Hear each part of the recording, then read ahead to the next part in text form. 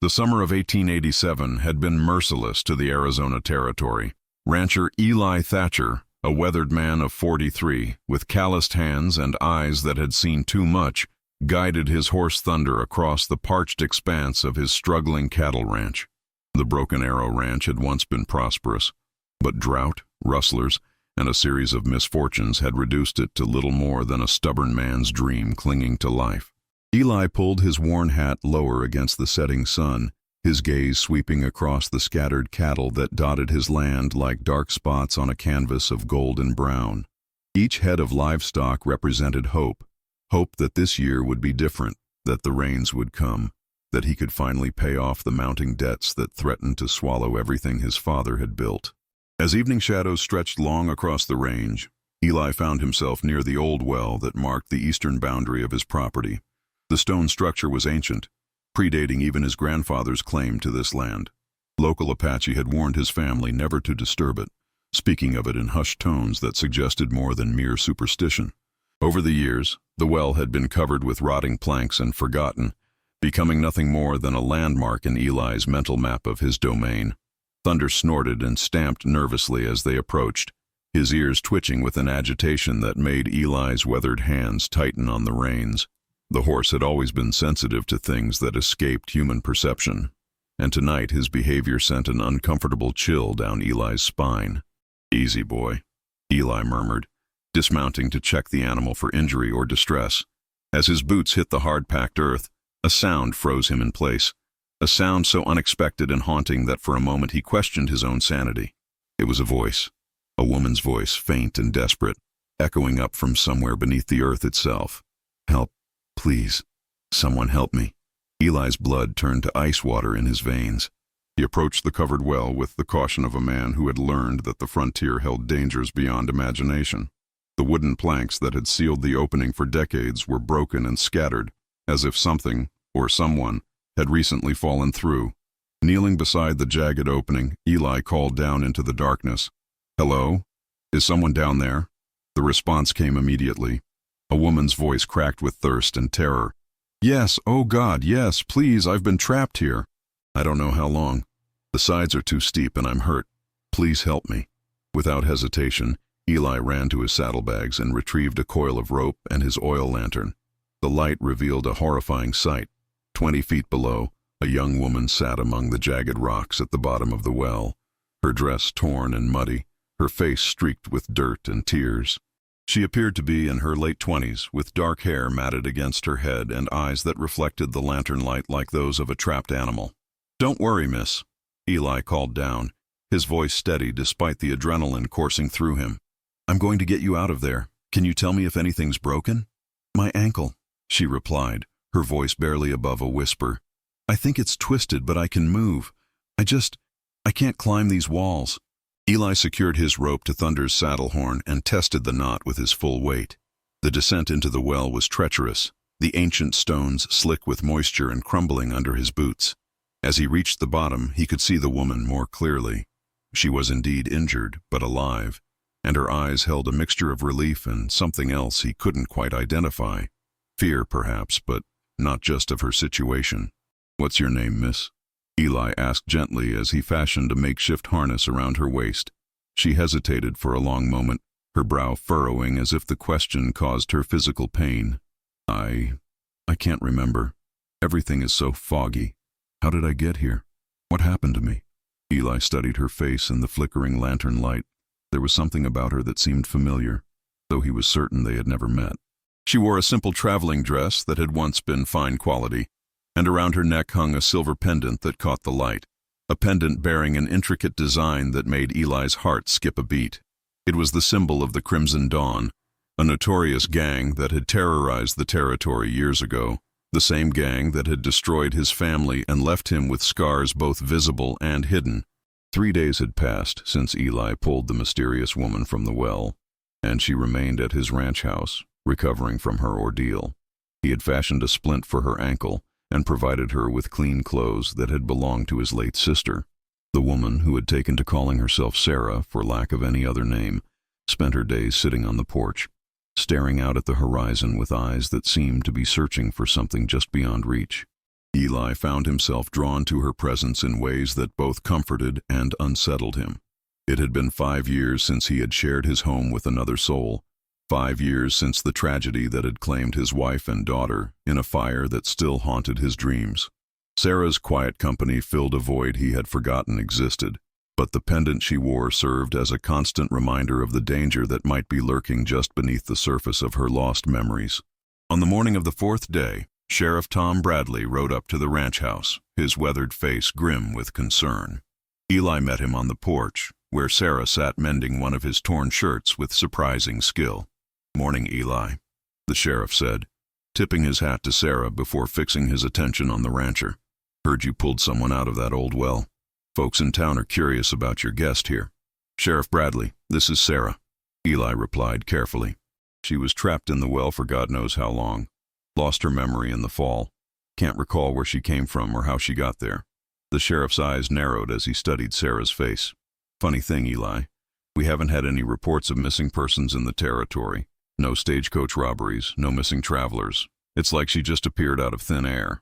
Sarah looked up from her mending, her hands trembling slightly. "I wish I could tell you more, Sheriff.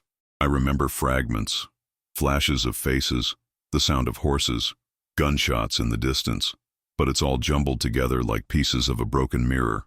"That pendant you're wearing," Sheriff Bradley said, leaning forward in his saddle. "Mind if I take a look at it?" Eli's jaw tightened as Sarah's hand instinctively moved to her throat, covering the silver charm. "It's just a piece of jewelry, Sheriff. Nothing special about it." But Eli knew better. He had seen that symbol burned into his memory during the darkest night of his life, when the Crimson Dawn gang had raided his family's original homestead, killing his parents and stealing everything of value. The pendant Sarah wore was identical to the one their leader, a man known only as Blackwood, had worn on a chain across his vest. That evening, after the sheriff had departed with promises to check with neighboring territories, Eli confronted Sarah about the pendant. They sat by the fireplace, the flames casting dancing shadows across the rough-hewn walls of the cabin. "Sarah," Eli began, his voice gentle but firm, "that pendant you wear, where did you get it?" Her hand moved to the charm again, her fingers tracing its intricate design. "I don't know. It feels familiar, like it's always been with me. When I touch it, sometimes I get flashes of something. A man with dark eyes and a cruel smile, the sound of crying, blood on the ground." Eli's blood ran cold. "What else do you remember about this man?" "He called himself Blackwood, I think. And there were others with him. They wore similar pendants. They were looking for something hidden. They were angry because they couldn't find it." Sarah's voice grew distant, as if she were seeing the memories play out before her eyes. "There was a map and coordinates and a ranch. This ranch, Eli. They were talking about the Broken Arrow Ranch." The fire crackled in the silence that followed, and Eli felt the weight of 20 years pressing down on his shoulders. The Crimson Dawn gang had been searching for something on his family's land, something valuable enough to kill for. His parents had died protecting a secret they had never shared with him, and now that secret had literally fallen into his well. "Sarah," Eli said quietly, "I think you might be connected to the people who killed my family."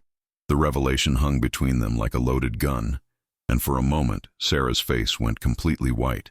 She stood abruptly, nearly falling as her injured ankle gave way, and Eli caught her arm to steady her. "No," she whispered, her voice breaking. "No, that can't be right. I couldn't be part of something like that." "I'm not saying you were willing," Eli replied, his voice carefully controlled. "But that pendant, your memories of Blackwood and this ranch, it's too much of a coincidence." Over the following days, more fragments of Sarah's memory began to surface, each one more disturbing than the last. She remembered being held captive by the Crimson Dawn gang, forced to use her skills as a cartographer to help them locate hidden treasures across the territory. She had been Blackwood's prisoner for months, creating maps and deciphering clues that led to buried caches of gold and silver. "My real name is Sarah Whitmore," she told Eli one evening as they sat on the porch watching the sunset. "I was traveling to California with my father when our wagon train was attacked. Blackwood killed everyone except me. He kept me alive because I could read the old Spanish maps that led to buried treasure." Eli listened in silence as she continued, her voice growing stronger with each recovered memory. The pendant was a symbol of ownership, she explained, her fingers unconsciously touching the silver charm. All of Blackwood's prisoners wore them. It meant we belonged to him, that we were his property. I tried to escape so many times, but he always found me. How did you end up in the well? Eli asked. Sarah's brow furrowed as she struggled to piece together the final fragments. There was a map, an old Spanish document that spoke of a great treasure buried somewhere on the Broken Arrow Ranch. Blackwood had been searching for it for years, ever since he first heard rumors of its existence. That's why he attacked your family's homestead all those years ago. The pieces were beginning to fall into place, and Eli felt a chill that had nothing to do with the evening air. What kind of treasure? Gold, Sarah replied. Thousands of dollars worth of Spanish gold, hidden by conquistadors centuries ago. The map indicated it was buried near a sacred well, a place the Apache considered holy ground. Eli's eyes widened as understanding dawned. The well where I found you. Blackwood brought me here 3 days ago to help him locate the exact spot. But when we reached the well, I realized this was my chance. I had hidden a small knife in my boot, and when he leaned over the opening to examine it, I stabbed him and pushed him in. The confession hung in the air like smoke from a dying fire. Eli stared at Sarah, seeing her in an entirely new light. This woman, who had seemed so fragile and helpless, had killed a man, the same man who had murdered Eli's family. But he didn't die immediately, Sarah continued, her voice barely above a whisper. He grabbed me as he fell, and we both went down into the darkness. I landed on the rocks, and he landed on the sharp stones at the bottom. His neck was broken, but he lived long enough to tell me that his men would come looking for him, that they would never stop hunting for the treasure. Where is his body now? Eli asked. I pushed it into a crevice between the rocks and covered it with stones. I was trying to climb out when the wooden planks gave way completely, and I fell again, twisting my ankle.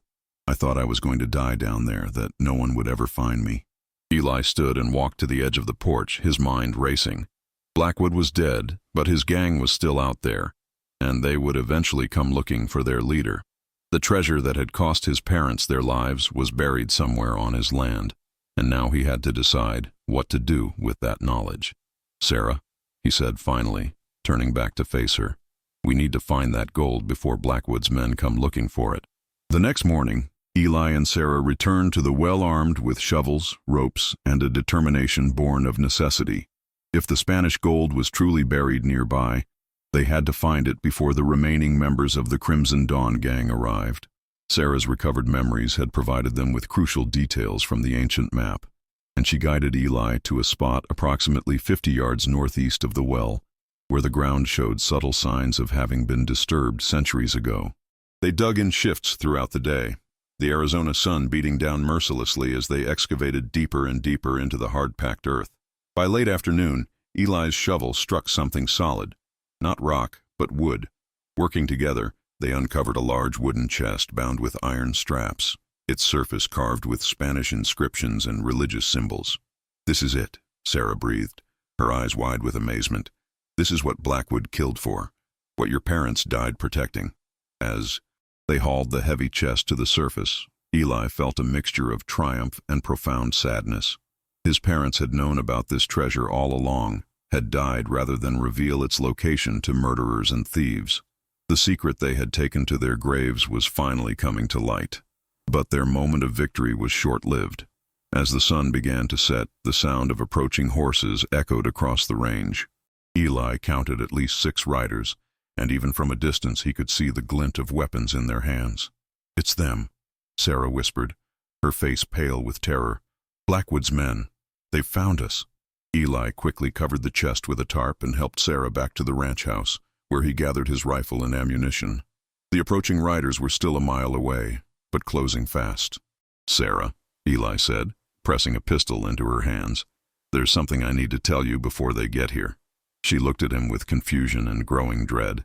I've been thinking about your story, about how you ended up in that well, Eli continued, and I realize something doesn't add up.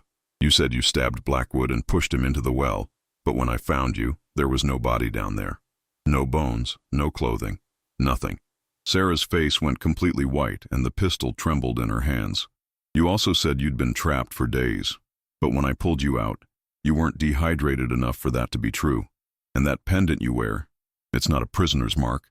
It's a leader's symbol, isn't it? The truth hit Eli like a physical blow as all the pieces finally fell into place. You're not Sarah Whitmore. You're Blackwood's daughter, aren't you? You're the one who's been leading the gang since your father's death. The woman he had known as Sarah slowly raised the pistol, pointing it directly at his chest. When she spoke, her voice was cold and calculating, nothing like the frightened victim she had pretended to be.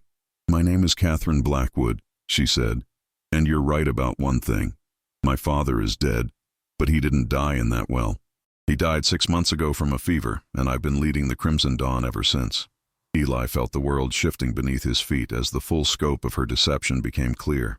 "I've been searching for this treasure for months," Catherine continued.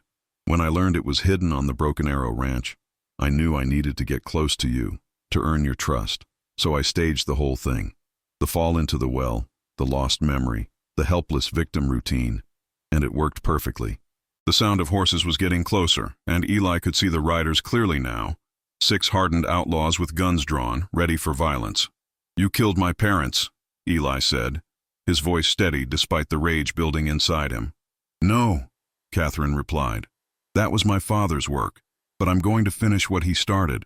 That gold belongs to me, and I'll kill anyone who tries to stop me from taking it." As the gang members surrounded the ranch house, Eli realized that his act of mercy in saving Catherine from the well had indeed become his undoing. But in that moment of ultimate betrayal, something unexpected happened. Catherine's hand began to shake, and tears started flowing down her cheeks.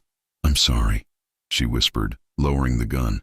"I'm so sorry, Eli. I never meant for it to go this far. You saved my life, you cared for me, and I fell in love with you." The confession hung in the air as gunshots erupted outside. Catherine's gang, growing impatient, had begun firing at the house. "It's not too late," Eli said, reaching out to her. "We can end this together." Catherine looked into his eyes, and for a moment, Eli saw the frightened woman he had pulled from the well, not the hardened outlaw leader, but someone who had been shaped by violence and loss, just as he had been. "Together," she whispered, turning the gun toward the window where her former gang members waited. The final gunfight was brief but decisive. Eli and Catherine, fighting side by side, managed to drive off the surviving gang members, though not without cost. Catherine took a bullet in the shoulder, and Eli suffered a graze across his ribs. As the dust settled and the last of the outlaws disappeared into the desert, Eli and Catherine sat on the porch steps, both wounded but alive. The chest of Spanish gold sat between them, a fortune that had cost so many lives over the centuries. "What happens now?" Catherine asked, wincing as Eli bandaged her shoulder. "Now we bury the past," Eli replied. "The gold goes to the territorial government, where it belongs. And you get a chance to start over, if you want it." Catherine looked at him with wonder. "After everything I've done, you'd still trust me?" "You had a choice back there," Eli said. "You could have let your men kill me and taken the gold. Instead, you chose to fight beside me. That tells me who you really are underneath all the pain and anger." As the sun set over the Arizona territory, painting the sky in shades of gold and crimson, Eli Thatcher realized that sometimes salvation comes from the most unexpected places. The woman he had pulled from the well had indeed changed him, not through deception and betrayal, but through the courage to choose love over revenge, redemption over retribution. The Broken Arrow Ranch would prosper again, and this time, Eli wouldn't face the challenges alone. Catherine Blackwood was dead, but Sarah, the woman she had pretended to be, the woman she had discovered she wanted to become, was very much alive, and in the end, that made all the difference. Hello, how are you? Did you enjoy the story? Like, share, comment on which city you're watching from, and subscribe to the channel to help us continue adding new amazing videos. Thank you very much, and come back often.